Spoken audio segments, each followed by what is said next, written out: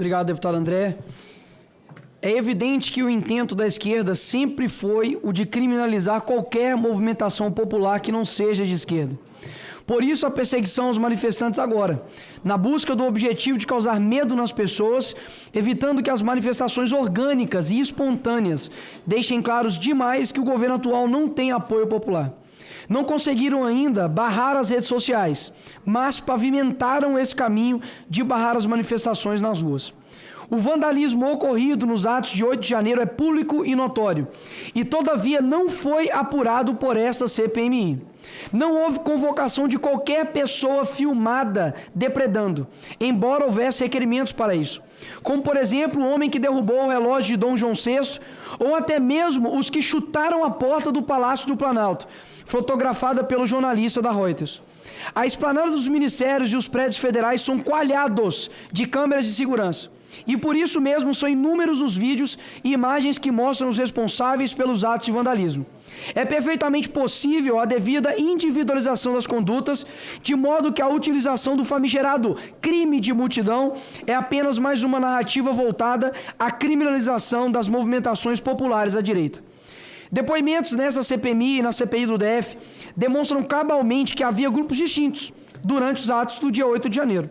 E uma reduzida minoria foi responsável pela depredação, enquanto a maioria esmagadora ou ficava sem reação, ou fugia de bombas de efeito moral e balas de borracha, ou ajoelhava e orava. Foi trazida em audiência pública realizada na Comissão de Segurança da Câmara uma mulher de 37 anos, cujas imagens mostram que apenas permaneceu no interior do Congresso Nacional sentada, ajoelhada ou deitada, sem nada a depredar, tudo filmado, e no entanto permaneceu presa por quase 9 meses, relatora. Embora perfeitamente possível a individualização da conduta e a punição pelos crimes que realmente ocorreram, o dano ao patrimônio público, optou-se por simplesmente aderir à falaciosa narrativa de crime multitudinário e sem rosto, desprezando-se as inúmeras provas no sentido de uma esmagadora maioria pacífica, que nada depredou e sequer anuiu com a depredação. A narrativa de golpe de Estado, além de fantasiosa, se trata de crime impossível.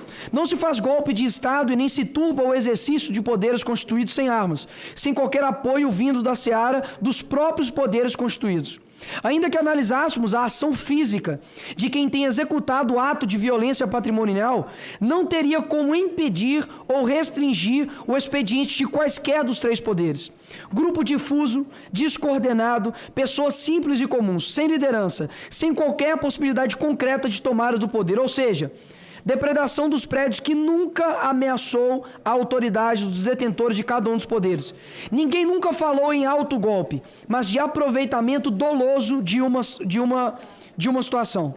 O nível de fantasia da narrativa do golpe foi absolutamente afastado por fala recente do ministro da Defesa do Lula, José Múcio. Abre aspas. O que aconteceu no 8 de janeiro? Uma absoluta baderna, patrocinada por alguns irresponsáveis. Não havia uma liderança, não havia uma palavra de ordem. Era como se agências de turismo tivessem convocado os desavisados para irem a Brasília para fazer aquele quebra-quebra. Fecha aspas. Logo, rotular de golpistas os manifestantes que estavam na capital política do Brasil em 8 de janeiro, ou mesmo mantê-los em prisão arbitrária sem a individualização da conduta do que são acusados, numa clara punição antecipada, viola frontalmente princípios constitucionais. A ingerência do Poder Judiciário de outras esferas de controle na administração pública, de perseguição política ao governo Bolsonaro e a qualquer governo de direita, de insegurança jurídica, de crescentes interferências no equilíbrio do processo eleitoral, foram fatores que levaram às ruas após o resultado das eleições. São várias as manifestações do ministros do STF, por exemplo, que deixam latente o intento de exercer poder político. Luiz Roberto Barroso, abre aspas. O Poder Judiciário no Brasil, após a Constituição Federal de 88, deixou de ser, já de algum tempo, um departamento técnico especializado e passou a ser um poder político na vida brasileira. Gilmar Mendes, abre aspas. Se hoje nós temos a eleição do presidente Lula, isso se deveu a uma decisão do STF. É preciso reconhecer isso. Fecha aspas. Neste voto em separado, delineamos toda a perseguição promovida pelo Poder Judiciário e por outros órgãos de controle ao governo Jair Bolsonaro. Todo o contexto de soltura de Lula e da anulação de suas condenações. A perseguição inclemente ao governo Bolsonaro, com 123 medidas desfavoráveis em 2 anos de governo. Medidas de outros órgãos de controle, especialmente do Tribunal de Contas. O subprocurador-geral Lucas Rocha Furtado propôs 539 representações dos 4 anos de governo Bolsonaro e apenas 12 representações entre os anos de governo Dilma. A atuação absolutamente enviesada do STF e do TSE durante o período eleitoral de 2022. Essa insegurança foi um dos grandes fatores para que as manifestações populares se fossem avolumando ao longo dos anos, pois o povo percebe o problema. As manifestações populares são legítimas, inclusive aquelas ocorridas nas mediações do QG. E o que deixa isso claro como o sol é que o governo atual não tomou qualquer iniciativa de encerrar os acampamentos. Ora, se eram ilegais e golpistas, por que o governo atual não os desfez desde o primeiro dia?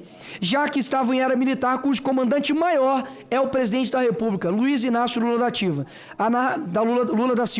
A narrativa salta aos olhos. Passo a palavra para o senador Esperidião Amin. Senhor presidente, aproveito para saudar muito